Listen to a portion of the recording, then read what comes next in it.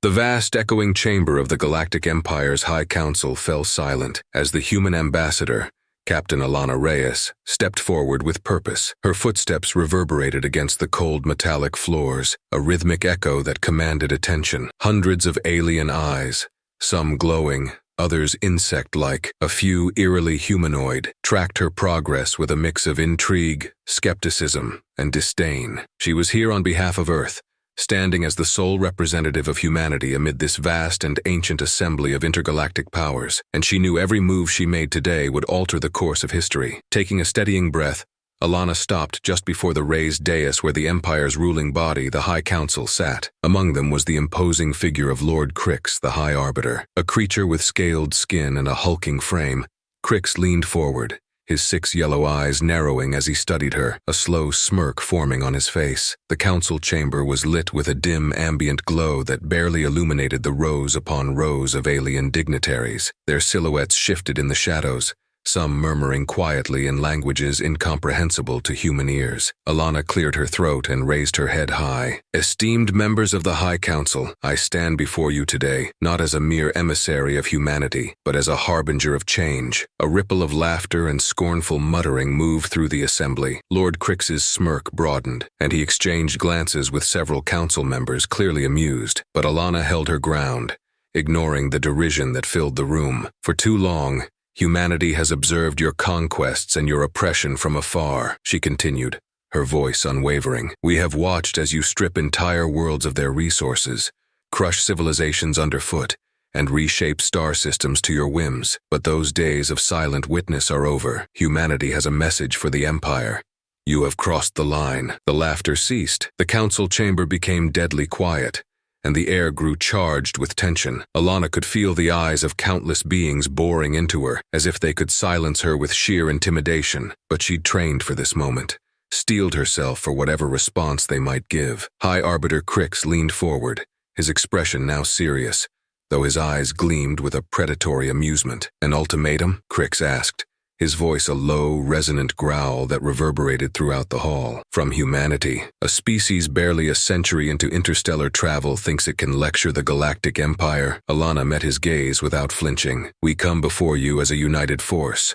We come in peace, seeking respect and mutual recognition. But if respect cannot be granted, we have other means. More murmurs filled the chamber, and some council members shifted uneasily. Not all in the Empire were as quick to dismiss humanity's potential. Lord Crix, however, only seemed further amused. You overestimate yourselves, human, he sneered, glancing at his colleagues. Your species is little more than an infant playing with fire, on the cusp of self-destruction. That is where you are mistaken, Lord Crix, Alana replied smoothly. Humanity has endured adversity and risen stronger with each challenge. We have not only survived but thrived in environments where others would have perished. Underestimating us may be your greatest error. The air in the chamber grew thicker, each word Alana spoke pressing upon the council's smug composure. It was clear that her confidence was unsettling them, and the silence that stretched after her statement was weighted with disbelief. A representative from the Xenaric Dominion, a slender creature with crystalline skin that reflected the dim lighting in colorful prisms,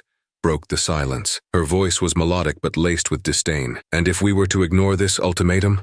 She asked, arching a translucent eyebrow. Then you will witness the full extent of humanity's resolve, Alana replied. We will defend ourselves, our territories, and our people without hesitation. Lord Crix shook his head, chuckling softly. You speak as if your species is our equal. Do you truly believe you could stand against the might of the Empire, against a force that has dominated this galaxy for millennia? Alana remained unyielding. Yes, we are prepared to do whatever it takes. Another murmur spread through the council chamber, some of the council members exchanging uneasy glances. It was unusual for a species as young as humanity to challenge the Galactic Empire so openly. Their boldness was, at the very least, intriguing, but for Crix it was nothing short of an insult. You should be grateful we allow your people to remain unmolested on your small blue planet, he sneered. Our patience with your kind has been generous, but I see that it was a mistake. Perhaps it is time to remind humanity of its place in the galaxy. Alana clenched her fists, every fiber of her being resisting the urge to retaliate. She knew she was being tested, provoked, but she refused to let the council see any sign of weakness. Instead, she lifted her chin, her gaze unwavering. Consider this your last warning, she said firmly. Withdraw from our systems, cease your incursions, and grant autonomy to the worlds you've enslaved. Fail to comply, and the consequences will be severe. At that, the council chamber erupted into laughter. The arrogance of these ancient beings, so deeply entrenched in their own superiority, was palpable. Even the most diplomatic of council members could not hide their amusement at the idea of humanity posing any kind of threat to their rule. "You overstep, human," Crix declared, rising from his seat with an air of finality. "You have no authority here. You have no power. Leave this council immediately before we decide to eradicate your species for its insolence." Alana's expression remained impassive, but her eyes blazed with determination. She knew her words were planted, like seeds in a hostile landscape, seeds that with time might take root. "As you wish, Lord Crix," she said, her tone measured and calm. "But remember this day. Remember that we came to you with a chance for peace. The galaxy will remember your decision, and it will be you who bears the weight of what's to come." With those words, Alana turned on her heel, striding out of the council chamber with her head held high. The doors closed behind her, leaving the council in a stunned silence. It was clear that she had left an impression, one that the Galactic Empire would soon find impossible to ignore. In the empty corridors of the Imperial complex, Alana allowed herself a small sigh of relief. She had delivered humanity's final message. Now, the galaxy would see just how far humanity was willing to go when pushed too far, and she knew, deep down, that this was only the beginning. Back in the Galactic Empire's High Council chamber, the atmosphere remained tense even after Alana Reyes's departure. Council members sat in silence, processing the audacity of the ultimatum they had just received. High Arbiter Lord Crix glanced around, a smirk slowly returning to his face as he observed the reactions of his peers. "Imagine," he scoffed, breaking the silence, "humans, an insignificant species from a backwater planet daring to challenge us. It is beyond laughable." Some council members chuckled,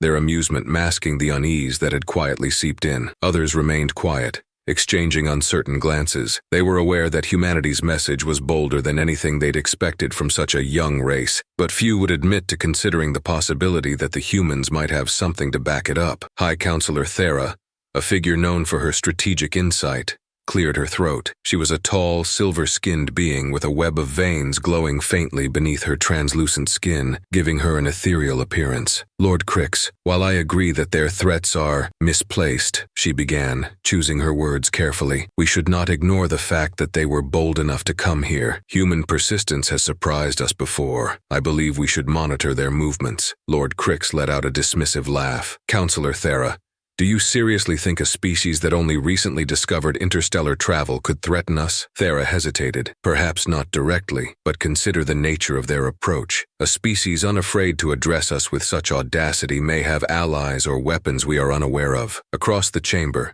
a soft murmur rippled as the counselors considered Thera's words. She was, after all, respected for her caution. Crix's smirk faltered as he noticed that several members appeared to take her suggestion seriously. "You would have us believe," Crix said, his tone dripping with disdain, "that we, the rulers of this galaxy, should concern ourselves with a species barely advanced enough to leave their own solar system? They may be bold, yes, but they are nothing more than insects flinging empty threats at giants." Another counselor, a dark-scaled creature from the Vargan Dominion, shifted uneasily. His eyes narrowed thoughtfully as he looked toward Crix. "There is merit in examining the potential consequences of ignoring them entirely," he said. "If they have developed advanced technology, we could suffer casualties before quelling their resistance. It would be prudent to take measures to secure our dominion over their system." Crix waved a dismissive hand. "Send a patrol to the human systems. Let them see the true might of the Empire. If they insist on testing our strength, we shall leave nothing of their species but dust and echoes." The counselors exchanged glances, some nodding in agreement, while others appeared reluctant. Still, Crix's suggestion resonated with the core belief that their rule was unassailable. Yet beneath this facade, Thera and a few others could sense the subtle shift that Alana's presence had stirred. Crix raised his voice to address the entire council. "I propose we send a fleet of our finest warships to the human sectors. If they refuse to surrender, we will demonstrate the price of defiance. They will see that their threats mean nothing." The counselors who had hesitated moments before now looked to each other, reassured by the unity of purpose. The echoes of their agreement reverberated throughout the chamber, solidifying the Empire's decision. No race, they reasoned, could resist their might and survive. Least of all, one as inconsequential as humanity. A moment later, the decision was formalized. The Empire's fleet would head toward human space, a show of force intended to make humanity's leaders reconsider their ultimatum. The council's session adjourned, and the representatives began to disperse, their whispers filled with intrigue and curiosity about this unexpected turn. As the councilors departed, Lord Crix strode through the grand corridors of the council hall, trailed by his most trusted advisor, a wiry insectoid figure named Calrex. Crix's posture radiated arrogance as he spoke to his advisor. "Mark my words, Calrex," he said, his tone tinged with contempt. "The humans will grovel before us once they see our fleet amassing at the borders of their systems. They will beg for mercy, and we will grant them none." Calrex, however, seemed uneasy. Though he didn't dare openly contradict his superior, he knew the humans' tenacity from prior encounters in minor skirmishes. He'd witnessed their surprising resilience firsthand, but he chose his words carefully. "Yes, my lord, but perhaps we should allow our operatives to assess any potential technological developments among the humans. There have been reports, unverified of course, of advancements." Crix glanced at him, scoffing. "Advancements? From them? What could those primitive creatures possibly develop that would concern us? Let them play with their toys, Calrex. We have dealt with far greater threats than them." Calrex's mandibles twitched, but he kept silent, nodding in agreement. Crix continued striding down the corridors, issuing orders for the fleet's deployment, entirely confident in their victory. As far as he was concerned, the Council's power remained unchallenged. Meanwhile, across the galaxy, word of humanity's ultimatum began to spread through various species and factions subjugated by the Empire. Those who'd grown weary under the Empire's relentless rule heard of humanity's bold stance, sparking a glimmer of hope they hadn't dared feel in ages. On countless worlds, whispers circulated of a small, defiant race that had openly challenged the High Council and stood unbroken. The seeds of doubt in the Empire's unassailable strength had begun to take root. Humanity's ultimatum resonated with some of the Empire's oppressed subjects. It was audacious, reckless even, but it also symbolized a resistance they had longed for. On several Empire-controlled worlds, citizens dared to dream of a galaxy where they weren't shackled to an oppressive regime, where they could stand alongside others without fear of annihilation. Unaware of the ripples her words had caused, Alana Reyes returned to her ship. Her expression was resolute as she contacted Admiral Eliara Tanaka, leader of Earth's strategic forces. Tanaka's face appeared on the screen, a look of quiet confidence etched across her features. "It went as we expected," Alana said without preamble. "They dismissed us, but the message was delivered." Admiral Tanaka nodded. "We expected as much. Lord Crix will likely retaliate with a show of force. He'll send a fleet to intimidate us, and if I know him, he'll expect an easy victory. He has no idea what we're truly capable of." Alana's gaze was unwavering. "We're ready, Admiral. Every defense, every countermeasure. They think we're bluffing. They'll learn the truth soon enough." The Admiral's eyes hardened. "Good. They believe us weak, but that will be their downfall. We'll prepare the fleet to meet them. The Empire's arrogance will be its undoing." With that, they ended the transmission, and Alana felt a surge of determination. She had seen the disdain in the Councilor's eyes, the dismissal of humanity's potential, and it only fueled her resolve. Earth had endured trials before, but none like this. Yet she knew, as did every soldier, every scientist, and every leader on Earth, that they would not stand down. They had delivered their message, and soon the Empire would discover that humanity's resolve was far stronger than they could have ever imagined. In the quiet darkness of space, fleets began to mobilize on both sides, the first steps of a conflict that would echo across the stars. Humanity's strength lay not in numbers but in their unity, and the power of a resolve that the Empire was still too blind to see. They would soon learn what it meant to cross that line. In the shadows of Earth's outermost defenses, hidden among asteroid fields and icy moons, humanity's greatest secret was stirring. Beneath the surface of an unassuming asteroid in the Kuiper Belt lay the entrance to the Spectre command base. Within this hollowed-out fortress, a fleet like no other waited in silence, cloaked in secrecy and armed with the technology Earth had spent decades developing in preparation for this very day. At the heart of the operation stood Admiral Eliara Tanaka. Known for her strategic brilliance and unyielding resolve,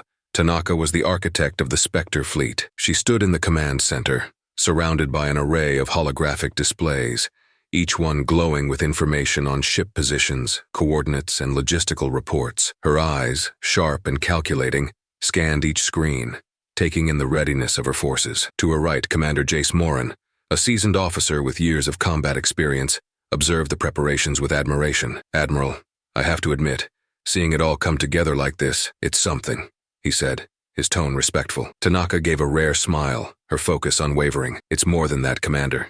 This is our future, and it's time we showed the galaxy exactly what we've been preparing for." She pressed a button on the console, and the dimly lit command center shifted as the holographic display changed, bringing up a visual of the fleet. The Spectre fleet, sleek, dark, and ominous, consisted of hundreds of starships outfitted with Earth's most advanced stealth technology. Each ship had been designed to avoid detection, a feat that had required humanity's brightest minds and years of covert research. Their hulls absorbed sensor signals, rendering them invisible to standard tracking systems. It was a fleet made to strike from the shadows. Admiral Tanaka nodded at Commander Morin, her expression one of pride mixed with a steely resolve. "For years, the Empire has believed us weak, Commander. They've watched us from afar, cataloging our development and assessing our military. But what they've seen is only the surface. Today, we reveal the true strength of humanity." Commander Morin leaned forward, his gaze intense. "It's incredible, Admiral. These ships,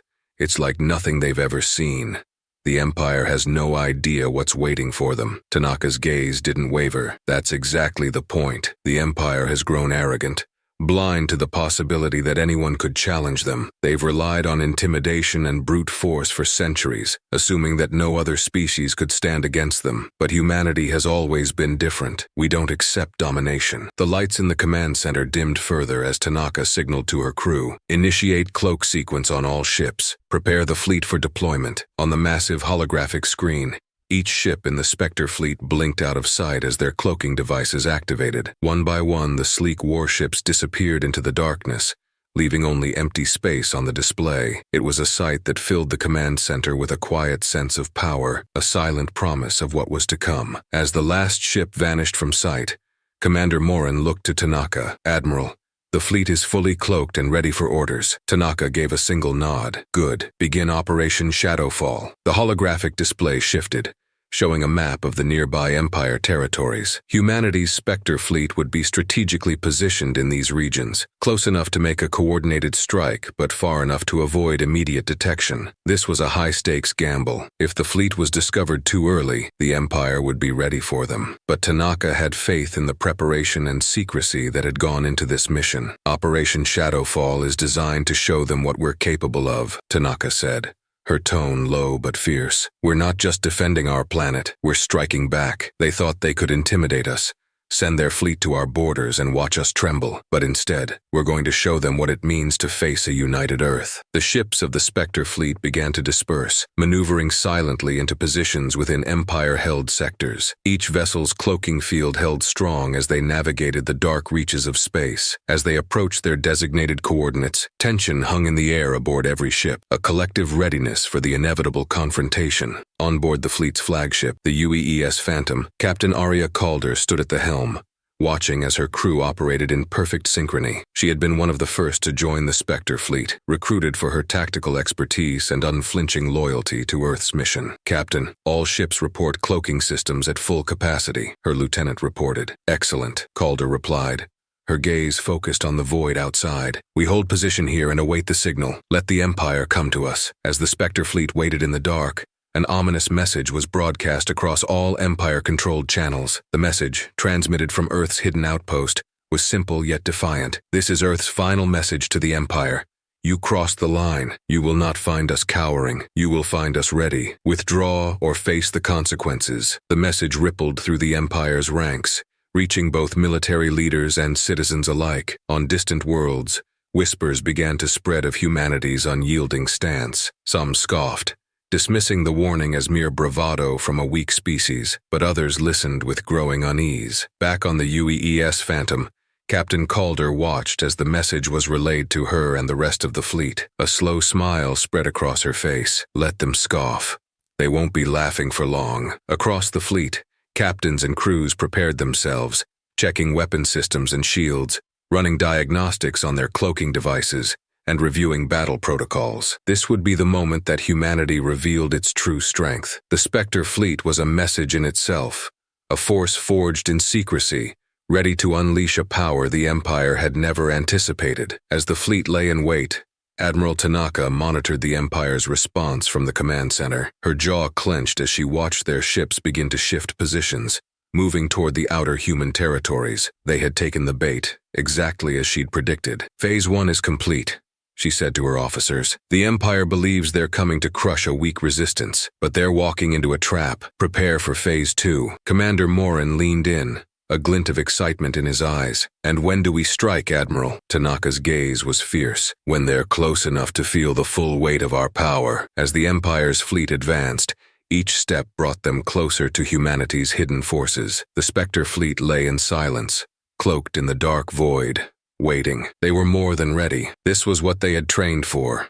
The moment they had prepared for in endless simulations and countless drills. In her command seat, Admiral Tanaka took a deep breath. Soon, she murmured, almost to herself, they'll learn what it means to provoke us. For years, humanity had hidden its true potential, choosing patience and secrecy over open confrontation. But today, that silence would end. The Spectre fleet was a reminder to the galaxy. Earth was not defenseless, and they would not be conquered without a fight. The Empire's fleet continued its approach, unaware of the deadly force lying in wait. Humanity's ships held their positions, cloaked and silent, ready to strike with precision and vengeance. This was no longer a game of intimidation. It was the beginning of a battle that would shake the galaxy, a battle in which humanity would finally show its strength to those who dared to threaten them. As the Empire's fleet continued its advance toward the human territories, signals were transmitted across the galaxy to hidden cells in various alien systems under the Empire's rule. These messages carried instructions encrypted with codes known only to humanity's closest allies and covert operatives who had waited in silence for this very moment. It was time for the Empire to feel the consequences of underestimating the resilience and determination of the oppressed. On planets scattered throughout the Empire's domain, dormant cells of insurgents and former soldiers loyal to their lost worlds prepared to take action. They were part of an intricate web of allies who had suffered the Empire's iron grip for generations and had harbored the faint hope of liberation. The call to arms had been sent, and across these planets small rebellions began to flare up. On Nirak II, a planet rich in resources and long forced into servitude by the Empire, miners and workers abandoned their posts. Led by one of humanity's operatives, a former engineer named Lyra Chen, they stormed the Empire's facilities, disabling production lines and sabotaging supply chains critical to the Empire's military efforts. Lyra had trained these workers to disassemble their own machinery and turn the tools of their oppression into weapons. In the capital city, banners of rebellion were raised as the people took to the streets. The Empire's officials attempted to restore order, but they were quickly overwhelmed by the sheer number of people, emboldened by humanity's audacious defiance. Meanwhile, on Serac IV,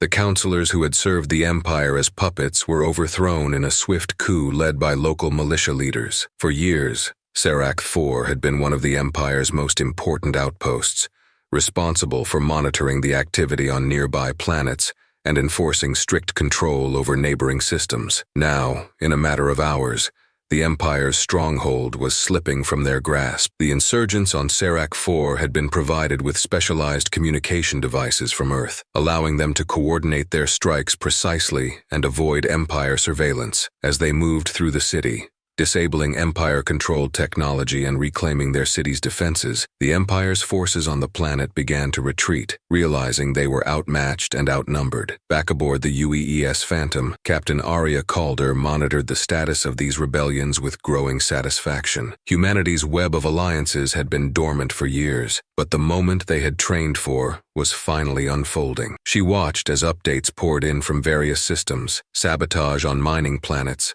uprisings in major urban centers, and liberated facilities no longer supplying the Empire. The coordinated nature of the uprisings caught the Empire off guard, their forces stretched thin across multiple worlds. It was a logistical nightmare for their commanders, who struggled to understand how seemingly docile and compliant subjects had suddenly turned against them with such precision. Their attempts to call for reinforcements were met with disruption, as humanity's allies intercepted transmissions and jammed communication channels. On the bridge of the UEES Phantom, Calder's communications officer turned to her with a report. "Captain, we're receiving word from the insurgents on Nirak II. They've taken control of the main energy facility and are cutting off power to Empire outposts. Empire forces are scattering." Calder nodded, her satisfaction tempered with resolve. Good, we need to keep the pressure on.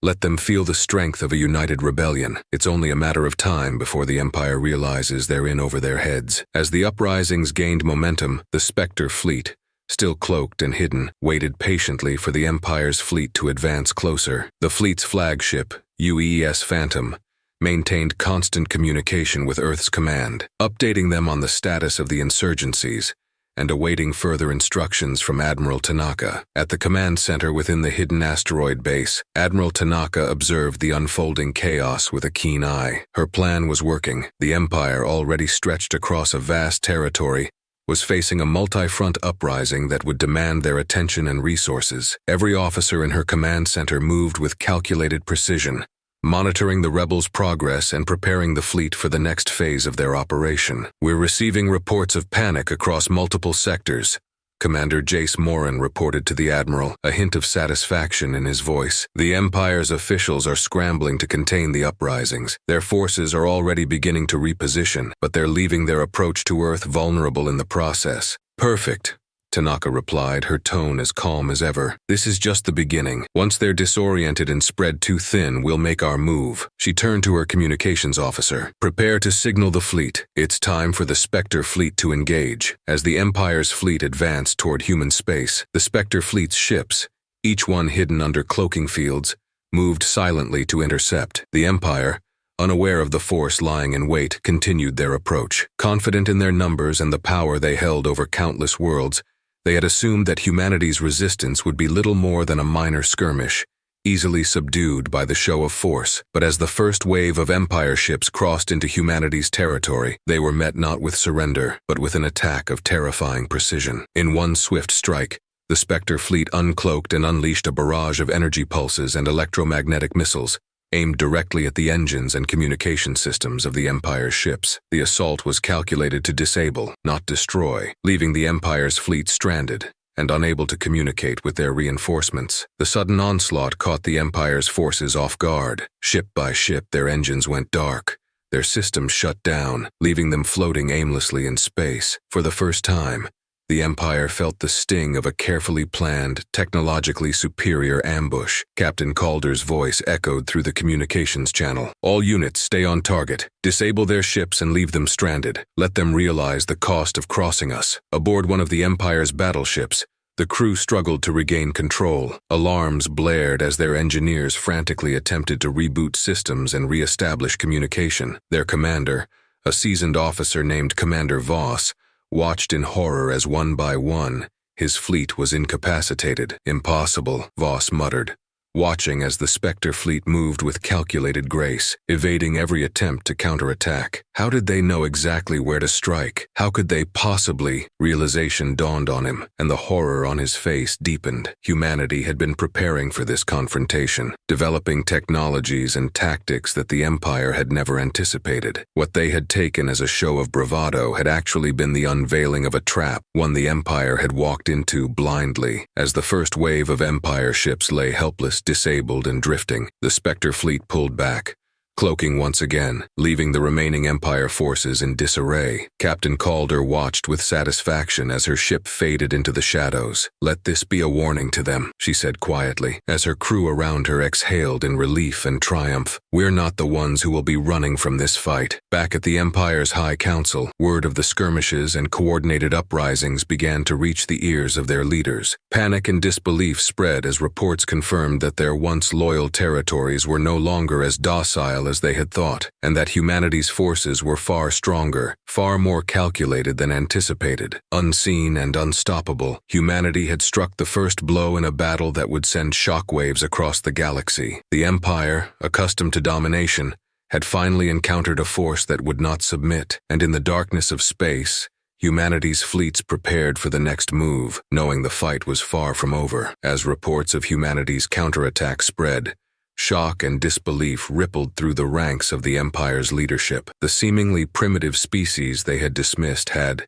in a single coordinated strike, turned their assumptions upside down. Stranded ships, Broken communication lines and fractured order now plagued the Empire's forces, which were left scattered across contested territories. The Empire had been the unquestioned ruler of the galaxy for generations, but in these last hours, humanity had shaken the foundations of their power. In the Empire's Grand Council chamber, Lord Crix stood before the assembly of officials, his face contorted in a mixture of disbelief and rage. Around him, counselors and military advisors spoke in panicked tones, demanding explanations, strategies, and immediate actions to regain control. "What is happening?" Crix's voice boomed, his anger echoing in the vast hall. "How is it possible that a species as insignificant as humanity has managed to cripple our forces in such a short time?" Beside him, Calrex, his advisor, shifted uncomfortably. He had long been uneasy about humanity's potential for resilience, but he had kept his concerns mostly to himself, wary of Crix's disdain for caution. Now, though, his instincts were screaming at him to take this threat seriously. "My lord," Calrex said, carefully choosing his words, "it appears humanity has developed military capabilities that exceed our projections. Their tactics indicate preparation and technological advancements beyond what we were led to believe." Crix shot him a withering glare. "Are you suggesting that we underestimated a species as young as they are? That we, the Empire, are unprepared to face them?" Calrex hesitated but held his ground. "I am suggesting that we need to approach this with the same seriousness as we would any other threat, my lord. Humanity's tactics are far from reckless. They're calculated, strategic, and precise. This is not the behavior of a primitive civilization." Crix clenched his fists,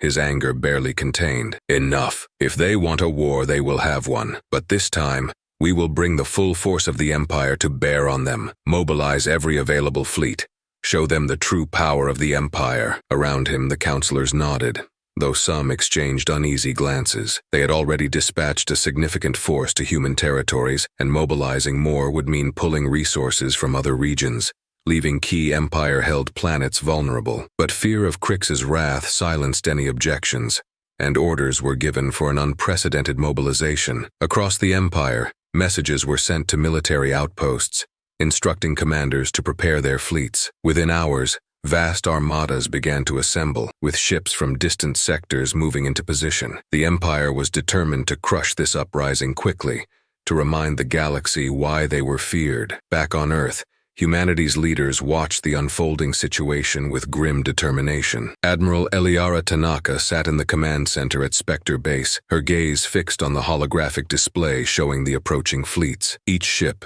each advancing line of Empire vessels, was marked in red, a steady flow of power moving toward human territories. The full force of the Empire was coming for them, and Earth was about to be tested in a way it had never been before. Commander Jace Morin stood beside Tanaka, reading the incoming data. "Admiral, they're pulling in forces from across their territories. Their armada will be unlike anything we've encountered." Tanaka nodded. "They're desperate.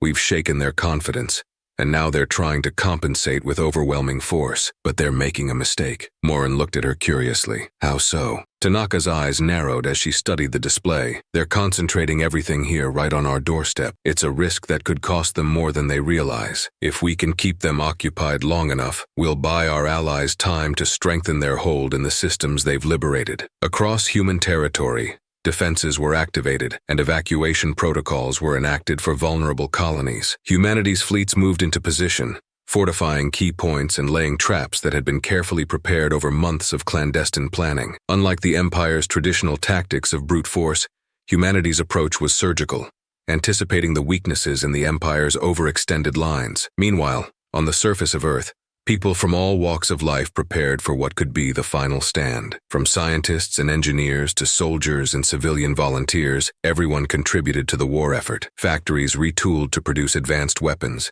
emergency shelters were stocked, and every able-bodied person received basic training to defend their homes. In the heart of New Berlin, Earth's largest city and the primary base of operations for the Defense Initiative, Captain Lyra James addressed a group of fresh recruits. Many of them had little or no combat experience, but their faces reflected a shared determination. "Today," she began, her voice steady and unwavering, "we stand at a crossroads. The Empire believes they can crush us, that we will bow before their might as so many others have. But they don't understand us. They don't understand that for every life they take, for every home they destroy, we only become stronger. They've forced us to fight, And so we will, not because we want war, but because we demand our right to exist. A murmur of agreement rippled through the crowd, and Lyra could see the resolve in their eyes. This was humanity's defining moment, and they were ready to defend their world with everything they had. Back in orbit, the Spectre fleet moved into its defensive positions. The flagship, UEES Phantom,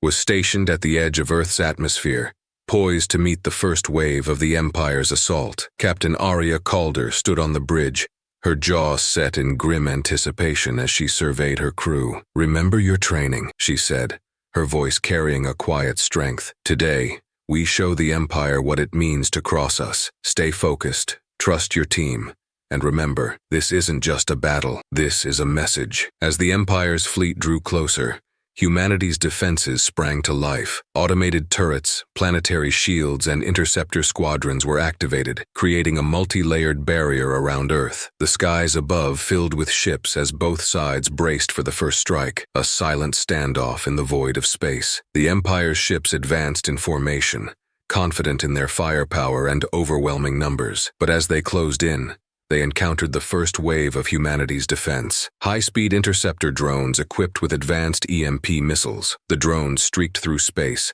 targeting the Empire's lead ships and disrupting their systems. On board one of the Empire's battleships, Commander Voss struggled to make sense of the chaos. Screens flickered as systems rebooted, alarms blared, and his crew scrambled to restore order. "Status report," he shouted, his tone laced with frustration. "Commander, they've disabled several of our forward shields.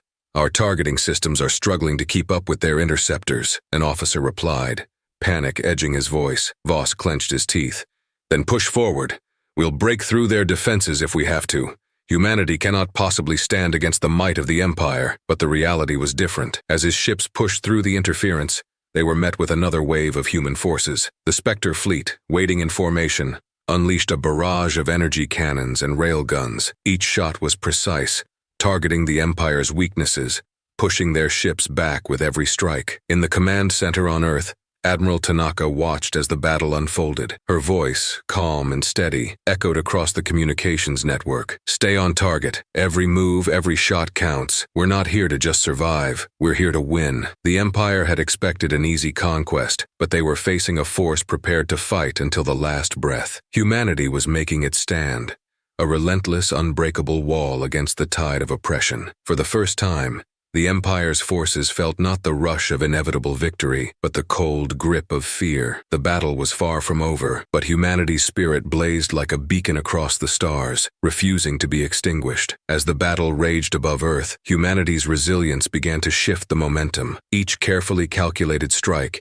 each tactical maneuver honed in secret, reminded the Empire that they were facing more than a simple resistance. Humanity's precision and unexpected strength were not only breaking through the Empire's offensive, but were also inspiring hope across the galaxy. Back in the command center, Admiral Tanaka stood over the holographic map, her eyes sharp as she coordinated the fleet's next moves. The Empire's strategy had been calculated, confident in sheer numbers and firepower, but humanity was far from outmatched. They had prepared for this with an understanding of the Empire's predictable approach, and now that preparation was paying off. "Admiral," Commander Morin interrupted, his voice filled with excitement, "we're receiving an incoming transmission from the Avery Alliance. They're requesting an immediate secure line with you." Tanaka's brow furrowed as she looked at the display. The Avery Alliance, known for its neutrality and technological prowess, had kept its distance from galactic conflicts for generations. That they were reaching out now in the heat of humanity's defense could only mean one thing. They had seen the Empire's vulnerability and were ready to intervene. "Patch them through," Tanaka ordered, her voice steady yet hopeful. The hologram shifted, and the image of Chancellor Zira, leader of the Avori Alliance, appeared. Her translucent, glowing skin and serene expression were trademarks of her race, known for their wisdom and insight. Zira's voice was soft but powerful, reverberating through the command center. "Admiral Tanaka," she began, "we have been observing your stand against the Empire, and we must commend your courage and resourcefulness. The galaxy has long awaited a species with both the strength and integrity to challenge their oppression. We believe humanity may be that force." Tanaka straightened, meeting Zira's gaze with gratitude tempered by caution. "We appreciate your words, Chancellor Zira, but as you can see, We are in the midst of a fight for our very existence. How can we trust that the Avori are willing to stand beside us now? Zira's expression was unwavering. The Avori Alliance has long respected freedom and autonomy. The Empire's dominance has left our borders untouched, but their expansion concerns us all. We recognize that if humanity falls, so too may our ability to remain independent. We offer an alliance, Admiral. Our technology, our resources, and our people stand ready to join you in this fight. Tanaka's heart raced as she processed the significance of Zira's words. An alliance with the Avori would mean an infusion of advanced technologies, shielding systems, energy weapons, and navigational aids that surpassed even humanity's innovations. With the Avori at their side, humanity had a real chance to turn this struggle into a victory. Chancellor Zira, Tanaka replied, her voice filled with determination. On behalf of Earth and all free species fighting for liberation, we accept your alliance. Together, we will ensure the Empire's reign ends here. Zira gave a nod of acknowledgement, her calm demeanor hiding a spark of intensity. Prepare for reinforcements, Admiral. Our ships will be arriving within the hour. As the transmission ended, Tanaka addressed her command team, who were buzzing with excitement and renewed hope. This is it, everyone. The Avori Alliance is with us now. Prepare for incoming support. The tide is about to turn. Across the battlefield, the Spectre fleet received updates on their new allies' imminent arrival. Pilots and crews exchanged looks of astonishment and exhilaration. They had been bracing for an all-out defense, but now,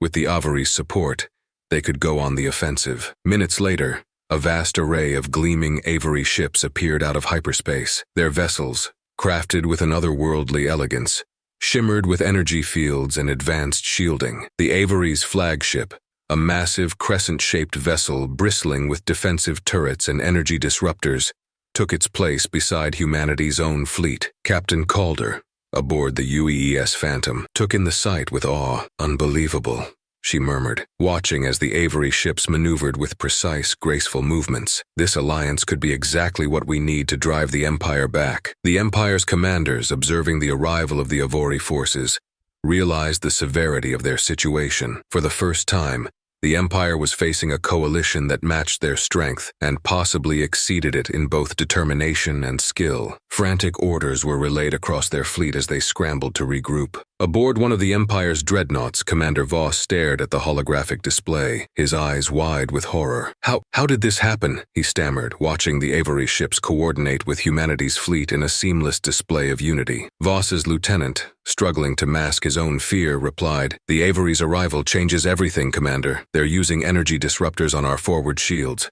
We're taking heavy losses." Voss slammed his fist on the console. "Then pull back.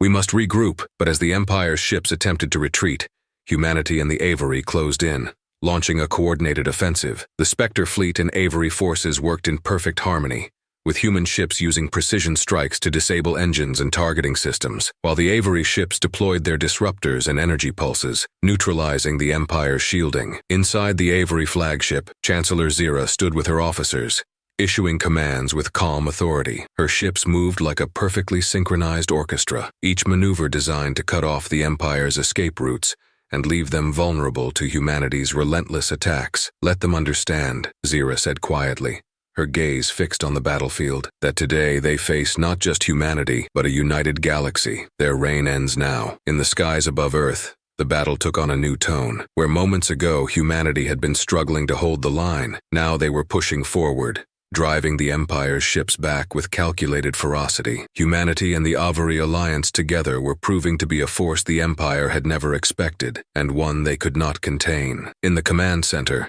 Tanaka watched the battle's progression, her heart swelling with pride and resolve. For so long, Earth had been preparing to stand alone, but now, as she saw the Avori ships flying alongside humanity's vessels, she realized they were part of something bigger, something that transcended borders and united all free species. She opened a channel to the fleet. "This is Admiral Tanaka to all units.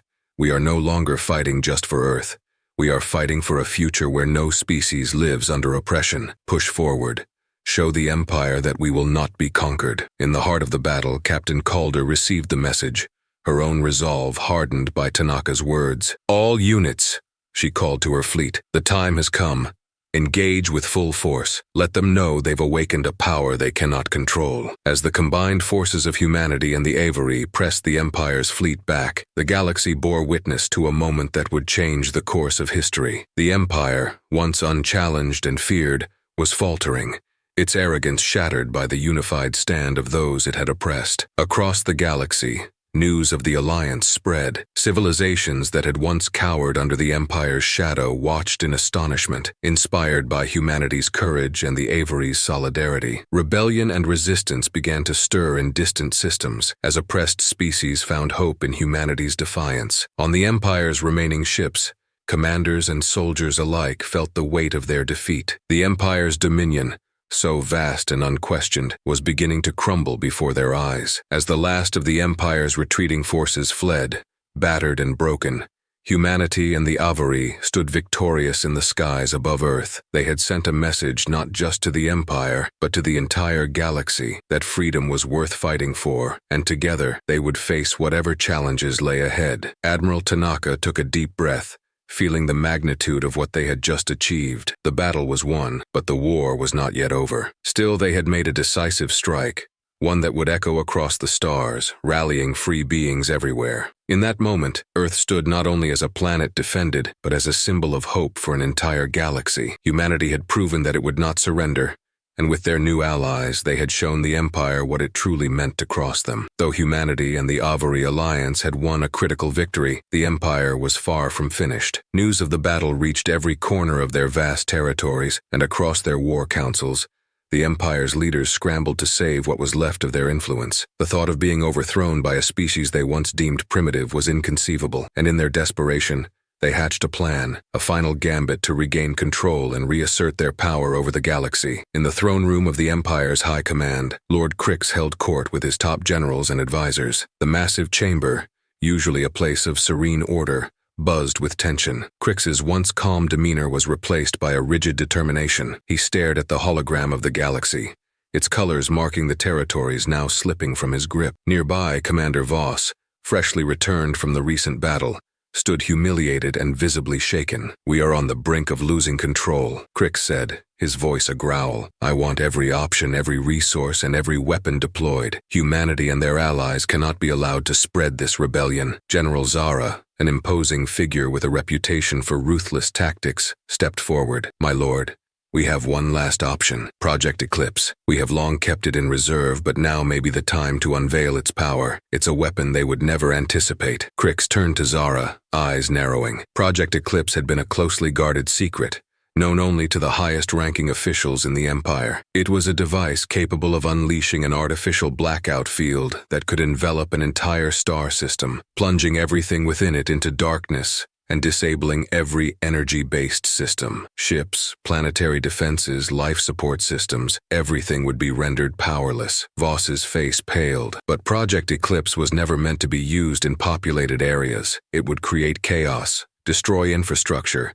lead to mass casualties. "That is exactly the point," Zara replied coldly. "They believe they can defy us because they do not know true fear. They have not seen the lengths to which we are willing to go to maintain order. Project Eclipse will show them the consequences of their insolence." Crix nodded slowly, his expression hardening as he realized that desperate times called for desperate measures. "Then so be it. We will deploy Project Eclipse against Earth's allies. If they wish to stand against us, they will know the price." Orders were quickly dispatched, and within hours a convoy of stealth carriers was en route to the Avori systems, where the core of the Alliance's forces were stationed. Each carrier held components of Project Eclipse, primed for activation upon arrival. Meanwhile, back on Earth, Admiral Tanaka and her command team monitored the movements of the Empire's remaining fleet. The Avery Alliance had strengthened Earth's defenses, but Tanaka knew the Empire would retaliate. They were dealing with a regime that would stop at nothing to maintain control. In the quiet of her command room,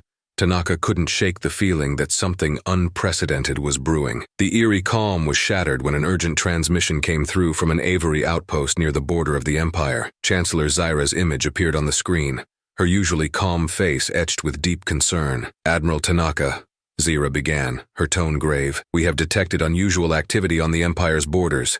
Their stealth carriers have mobilized and are headed toward Avery-controlled systems. This is not a standard offensive. They are deploying something different. Tanaka leaned forward, her mind racing. What kind of weapon could they be using? Zira's expression darkened. We are not sure, but our scientists believe it may be a form of energy suppression. We suspect that they are trying to disable our systems altogether. If they succeed, it would render us defenseless. Realizing the implications, Tanaka responded immediately. Then we need to intercept them before they reach your systems. If they manage to deploy such a weapon, the results would be catastrophic for everyone in the area. Within moments, orders were issued, and humanity's fleet joined forces with the Avery, coordinating a defensive line to intercept the Empire's convoy. As the Allied fleet sped toward the Empire's carriers, tension thickened. They were now engaged in a race against time to stop the Empire's last gambit. On board the flagship of the convoy, General Zara oversaw the preparations with ruthless efficiency. The Eclipse device, secured and primed,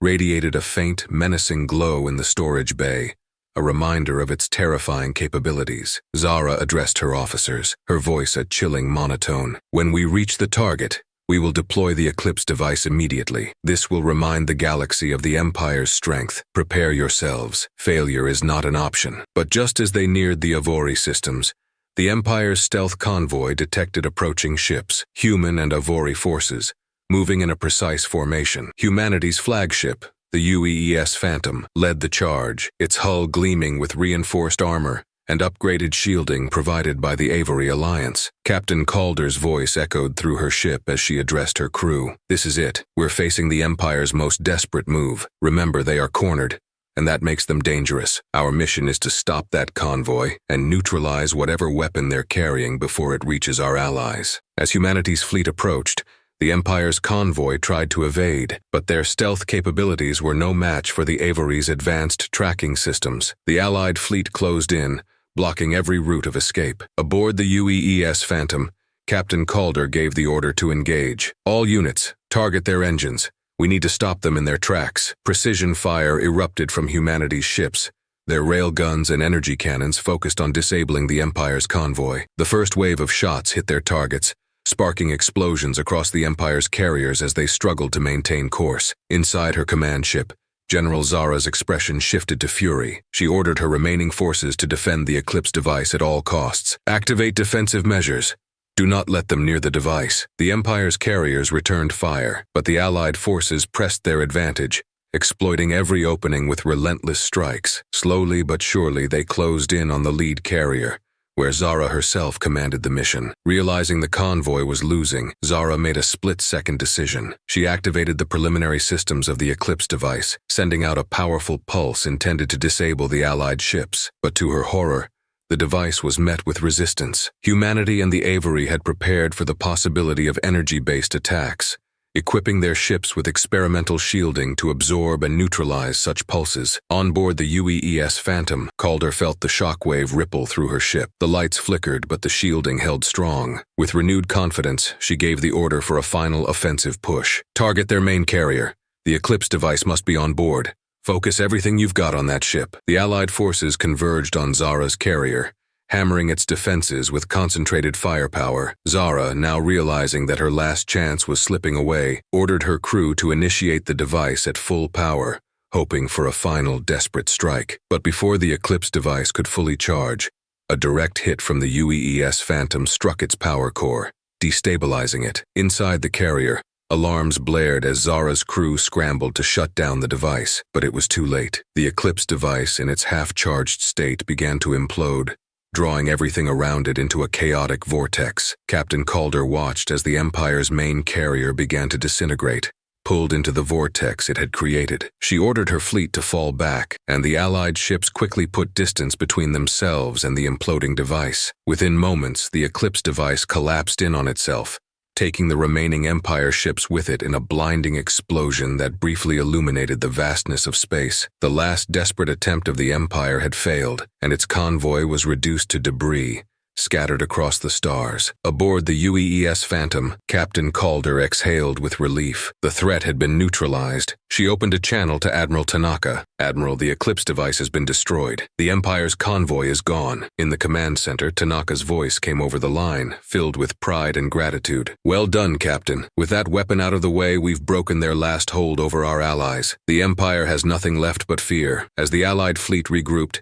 humanity and the Avari stood victorious, having thwarted the Empire's final gambit. They had not only defended their worlds, but had dismantled the last weapon the Empire had hoped to use against them. The battle was drawing to a close, and the Empire's grasp was weakening. United by a shared determination, humanity and its allies had proven that they would not yield. The Empire had gambled everything and lost. With the Eclipse device destroyed and the Empire's stealth convoy obliterated, a wave of hope spread across the galaxy. News of the Allied victory reached even the most remote systems, inspiring a surge of resistance among species that had long suffered under the Empire's rule. This was humanity's moment, and with the Avari by their side, they saw a unique opportunity to expand their alliance and deliver a final blow to the Empire. Back on Earth, Admiral Tanaka addressed a galaxy-wide broadcast from the command center. Her image transmitted to countless screens across free and oppressed worlds alike. Her face was resolute, her voice steady and determined. "To the citizens of the galaxy," she began, "today marks a turning point in our shared history. The Empire has held its grip over your worlds, your freedoms, and your futures for far too long. But know this, they are not invincible. We, the people of Earth, once seen as a distant, lesser world, have shown that even the mightiest oppressors can be defeated." In the Avari capital, Chancellor Zira watched the broadcast alongside her council members. Her translucent features reflected a profound sense of purpose. The Avari had been quiet for centuries, but now, with humanity's strength and spirit leading the charge, they saw an opportunity to rally more allies to their cause. Zira turned to her advisors. "The time has come for us to gather others under our banner," Zira declared. "Send envoys to the border planets, to the free worlds, and even to those under the Empire's rule. Show them what humanity has achieved, and let them know that we will stand by their side if they choose to join us." Within hours, Avari and human envoys were dispatched across the galaxy, each carrying tales of the latest victory, the destruction of the Empire's secret weapon, and a message of hope. They visited planets on the edge of rebellion, and those that had yet to find the courage to defy the Empire. Their message was simple: unity could bring freedom. On one such planet, Tarak Prime, a world heavily exploited for its resources, the news of humanity's victory ignited a spark among the Tarakians, a proud and resilient people forced into labor camps. For years, the Empire had used their planet as a source of raw materials, stripping its landscapes and forcing its people into servitude. But as word spread that the Empire had suffered a major defeat, the Tarakians began to whisper of resistance. In a hidden underground gathering, Tarakian leaders met in secret to discuss the new possibility of liberation. At the head of the table sat Kairos, a seasoned resistance leader who had been fighting the Empire's oppression his entire life. His face, scarred and weathered, held a glimmer of hope that had long been absent. "So," he began, looking around the room at his fellow leaders, "the humans have dealt the Empire a blow that none of us dared imagine. They say the Avari stand with them, and their alliance is growing stronger by the day." One of his advisors, Mela, a fierce and sharp-witted strategist, nodded. "This could be our chance, Kairos. If we join them now, we may finally have the strength to overthrow the Empire's grip on Tarak Prime, but we need their support." Kairos leaned forward, his voice firm. "Then we will send a delegation. If they are as determined as they say, the humans and Avari will help us in our fight. We will no longer be slaves to the Empire." Within days, Kairos and his delegation arrived at an Avari-controlled outpost where Chancellor Zira had arranged a summit of new allies. Representatives from dozens of worlds gathered, each bringing their stories of suffering and their hopes for freedom. Zira, along with human diplomats and fleet officers, stood at the center, listening as these species poured out their grievances against the Empire. When Kairos's turn came, he spoke with fierce passion. "For too long, the Tarakians have endured the Empire's chains. We have seen our lands pillaged, our people taken and our resources stripped away. But now, I see that we are not alone. Humanity's strength and the Avery's unity have inspired us. I stand before you not just as a Tarakian, but as one who seeks to join the galaxy in reclaiming what was taken. The crowd of representatives erupted in agreement, and Zira held up her hand to bring them back to order. The Avery, alongside humanity, vow to support every species that joins our alliance. The Empire cannot stand against a united galaxy. Together, we will rise. Meanwhile, aboard the UES Phantom, Captain Calder was overseeing the fleet's next steps. With the alliance growing rapidly, humanity and the Avery were coordinating new battle strategies, preparing to make decisive strikes against the Empire's core systems. Calder, surrounded by her officers, mapped out targets on the holographic display. We'll be coordinating with our new allies, she explained,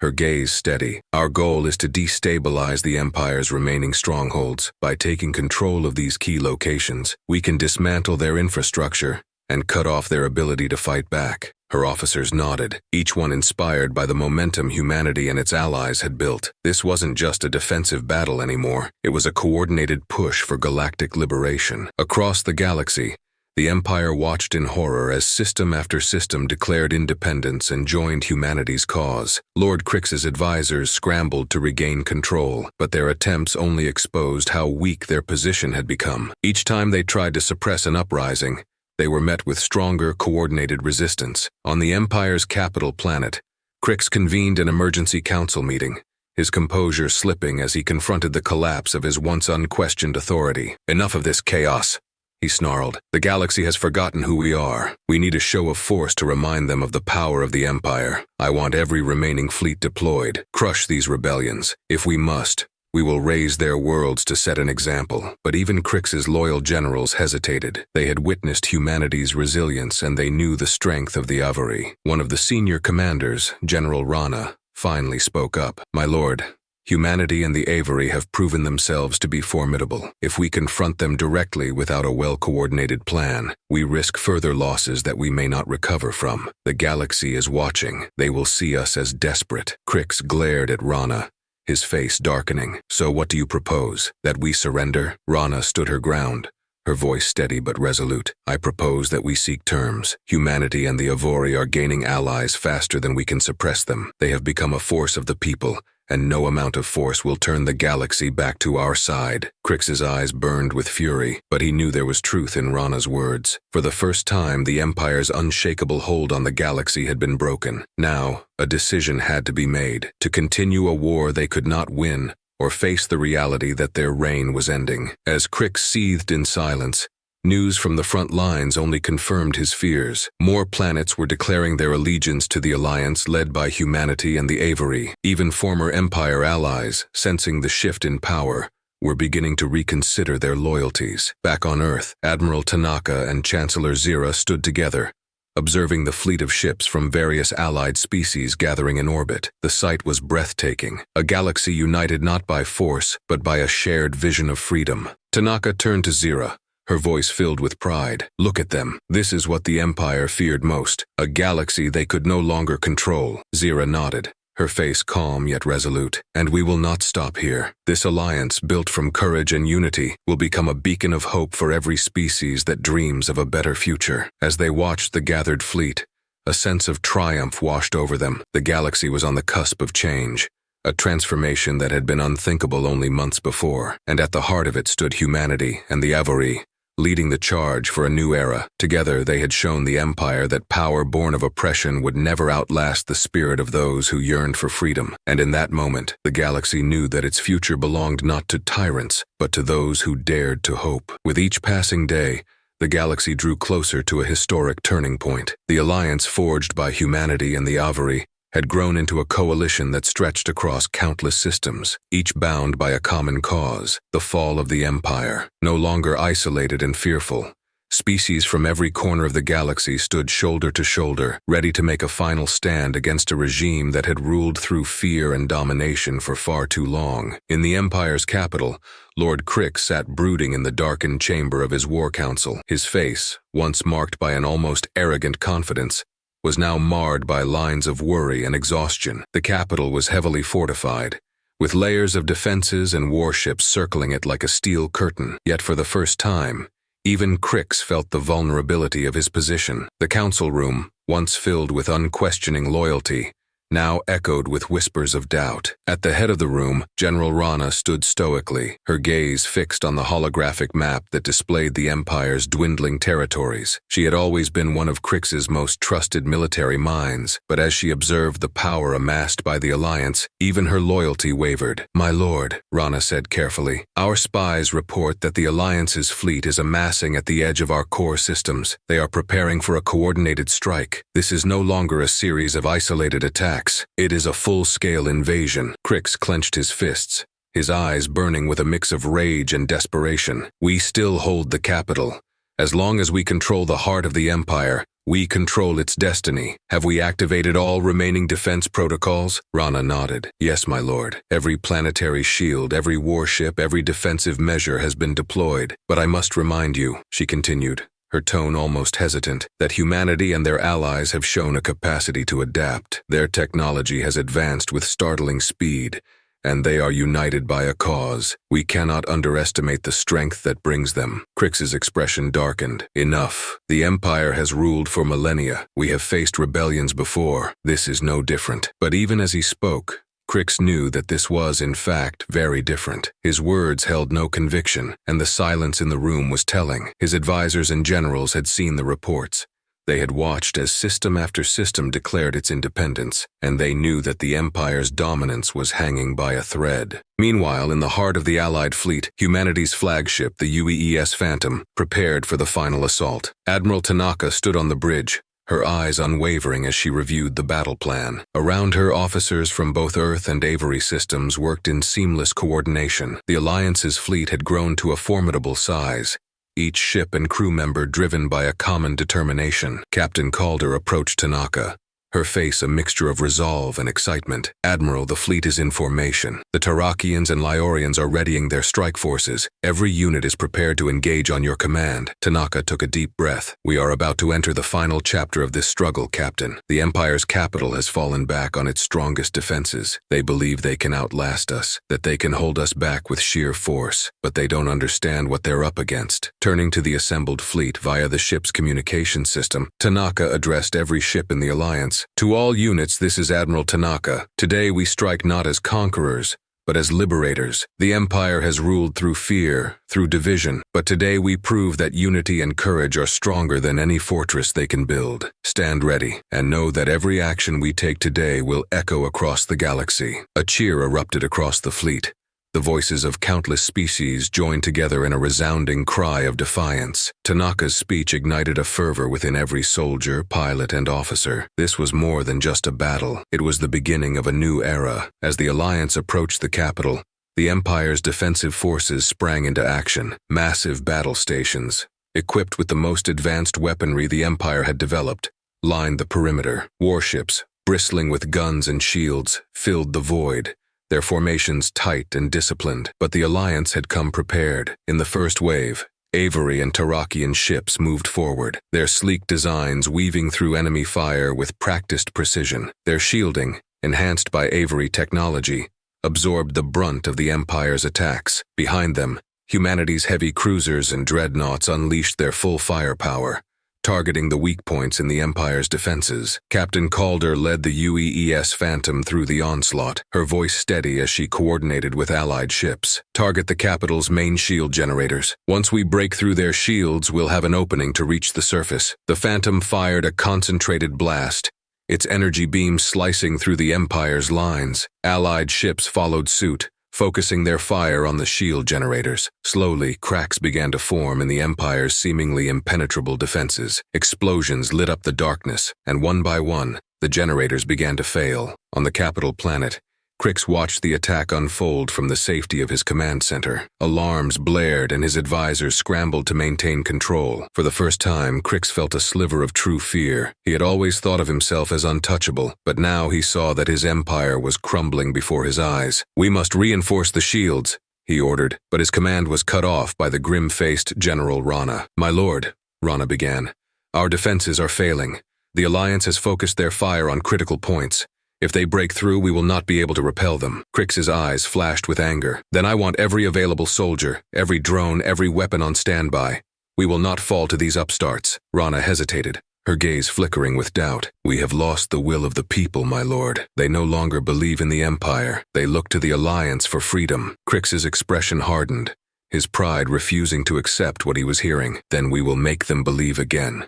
With force, if necessary. But his words held no power. Rana and the others could see the futility of his commands. Their loyalty was faltering, and the Empire's grip on its own people was slipping away. Outside, the Alliance continued its relentless advance. The second wave of the assault brought in Leorian and Tarakian fighters, their agile ships darting through the chaos to target the Empire's heavy artillery. On board the Phantom, Captain Calder received word that the Alliance had successfully breached the outer defenses. "We're in," she reported to Tanaka. "The main shield is down, and our forces are advancing toward the capital." Admiral Tanaka nodded, her eyes fixed on the display. "All ships, proceed with the final phase. We are taking this fight to the surface." With precision and unity, the Alliance fleet pressed forward. The Empire's defenses were stretched to the breaking point, their warships scattered, their formations collapsing. And as the Alliance's ground forces began to land, the Empire's soldiers, many of whom had been forced into service, laid down their weapons, surrendering rather than fighting a battle they knew was lost. In the capital's streets, the people watched as the Alliance's forces approached, not as conquerors but as liberators. The sight of Avery ships, human soldiers and allies from every corner of the galaxy marching together filled them with hope. For the first time, they saw a future beyond the Empire's tyranny. In his command center, Crix knew it was over. His power, his empire, the dynasty he had built on fear and control, it was all slipping away. Rana turned to him, her voice steady but unyielding. "My lord, it is time to surrender. For the sake of the people, for the galaxy, you must let go." Crix's face contorted with rage and despair, but as he looked into the faces of his once loyal commanders, he saw only determination and defiance. The Empire's rule had ended, and no amount of force could change that. Outside, as the Alliance forces secured the capital, a cheer rose from the people, a cheer that echoed through the streets, across the cities, and into the stars. The Empire's reign was over,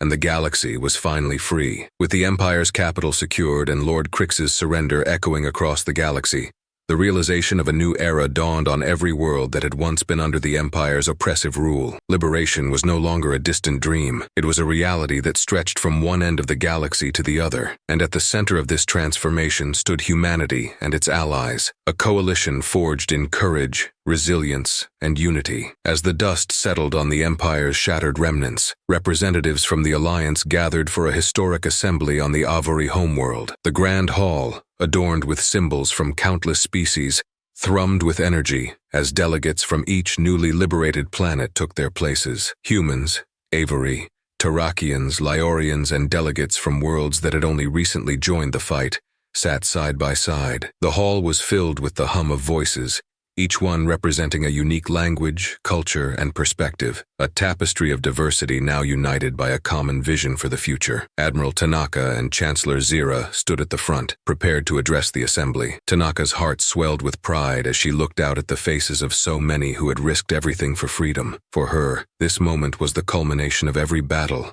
every sacrifice, and every act of courage that had brought them here. She stepped forward, her voice strong and clear. "Citizens of the galaxy," she began, "we stand here today not as conquerors but as allies. Our unity has freed us from a regime that sought to control us through fear, and now, together, we will forge a new path, a path of cooperation, of shared knowledge, and of respect." A ripple of applause filled the hall, but Tanaka held up her hand, signaling for silence. "Yet we must remember that freedom comes with responsibility. We are now the custodians of a fragile peace, one that requires us to work together to heal the scars left by years of oppression. This alliance must be more than just a coalition against the Empire. It must be a foundation upon which we build a future of equality and understanding." Chancellor Zira stepped forward, her voice resonating with calm authority. "We propose the formation of the Galactic Union, An interstellar council where every world, every species has a voice. No longer will decisions be made by those who hold power alone. Instead, they will be made by representatives from every corner of the galaxy, bound by a shared commitment to justice and mutual respect. A wave of excitement swept through the hall as delegates whispered and nodded in approval. The idea of a galactic union resonated deeply with those who had endured the Empire's tyranny. Here was a vision of governance that stood in stark contrast to the Empire's autocracy, a vision of inclusion and equality. Tanaka continued, "The Union's first mission will be to assist in rebuilding the worlds devastated by war. We will provide resources,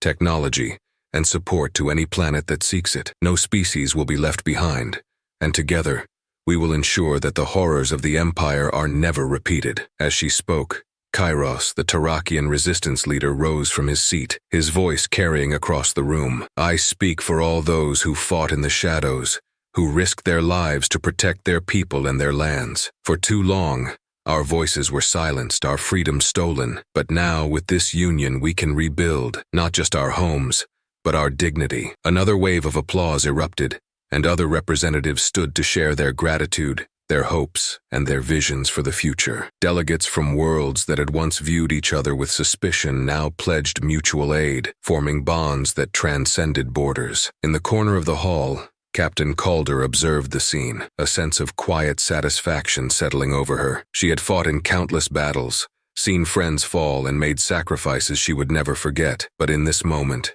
she knew it had all been worth it. Calder nodded to Admiral Tanaka, who caught her eye and returned the gesture, a silent acknowledgement of the journey they had taken together. As the formal discussions continued, Chancellor Zira proposed the creation of the Galactic Charter, a document outlining the principles and goals of the Union. This charter would ensure the protection of individual rights, the prohibition of tyranny, and the defense of any member world under threat. Each delegate would sign it, a symbolic commitment to uphold these values. When the time came for the signing, the room grew silent. One by one, delegates approached the central podium, placing their handprints or marks on the holographic charter. The image of the document, illuminated and floating in the air, grew with each signature, becoming a testament to the unity of the galaxy. As Admiral Tanaka placed her own mark on the document, she felt the weight of history settle over her. Humanity, once isolated and underestimated, was now an equal partner in the galaxy's future, and they had earned their place not through conquest, but through resilience, ingenuity,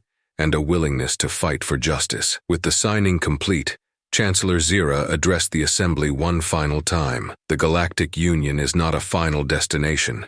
It is a beginning. Together, we will chart a course into the unknown, bound not by fear or oppression, but by hope and cooperation." The Assembly concluded, and the delegates mingled, discussing plans for collaboration and reconstruction. Worlds that had once been adversaries now shared resources, technology, and cultural insights. Friendships were forged, and a network of alliances began to take shape, stronger than anything the Empire had ever achieved. Outside the Grand Hall, Admiral Tanaka and Chancellor Zira walked together, taking in the beauty of the Avori capital and the countless ships from all over the galaxy now docked in orbit. They watched as soldiers from different species shared stories, laughter, and even meals, a sight that only a year before would have been unimaginable. As they walked, Tanaka spoke, her voice filled with quiet reflection. "I never imagined we'd see this day. We've won the battle, but we're just beginning the real work." Zira nodded, her serene face softened by a smile. "The challenges ahead will be many, but today we have proven that even the deepest divisions can be healed. The galaxy is resilient, Admiral, and with the Union, we have a chance to create something lasting." In the days that followed, the Galactic Union set to work, coordinating relief efforts, dismantling the remnants of the Empire's oppressive structures, and establishing new institutions to protect each member world. Scientists and scholars from different species shared knowledge, advancing technology and medicine at an unprecedented pace. Cultural exchanges blossomed, bringing people together in ways that enriched the lives of all involved. As humanity and its allies looked to the future, they were reminded of the sacrifices that had brought them here. Memorials were erected on countless worlds, honoring those who had fallen in the fight for freedom. But the galaxy's gaze was firmly set on the horizon, where new possibilities awaited. Back on Earth, In a quiet moment, Admiral Tanaka visited one of these memorials. She stood before the names of those who had given their lives in the conflict, her heart heavy yet filled with gratitude. They had not fought in vain. Their courage had inspired a galaxy and had left an indelible mark on history. As she turned to leave, Tanaka paused, looking up at the stars. She thought of all the worlds now united in a common purpose, all the people free to shape their destinies, and a smile touched her lips. Humanity had found its place in the galaxy, not as rulers or conquerors, but as partners in an interstellar community that had chosen to rise above division and fear. This was the dawn of a new era, and the galaxy would never be the same. The age of oppression had ended, and the age of cooperation had begun, carrying with it the hopes and dreams of countless worlds, a legacy of unity, resilience, and peace that would echo across the stars for generations to come.